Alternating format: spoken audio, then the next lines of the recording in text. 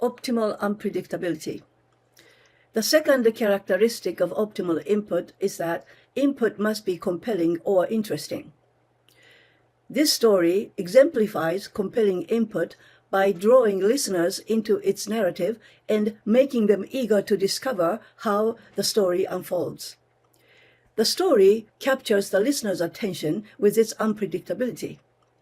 It begins with orphaned children searching for food in a field but finding nothing. Instead, they come across a bird, which they could catch and eat, but instead they give the bird a name and cherish it. This twist relieves the listeners, as their initial worry does not materialize. The story then surprises the listeners again when the bird lays rice and fish instead of eggs, an unexpected development.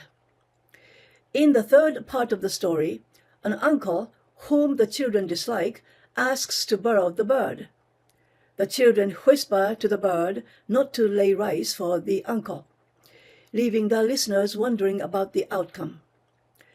To their shock, the bird refuses to lay rice, prompting the uncle to kill the bird and eat it.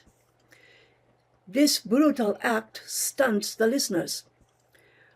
When the children confront the uncle and learn of the bird's fate, the listeners feel the children's sorrow and remain curious about the story's resolution.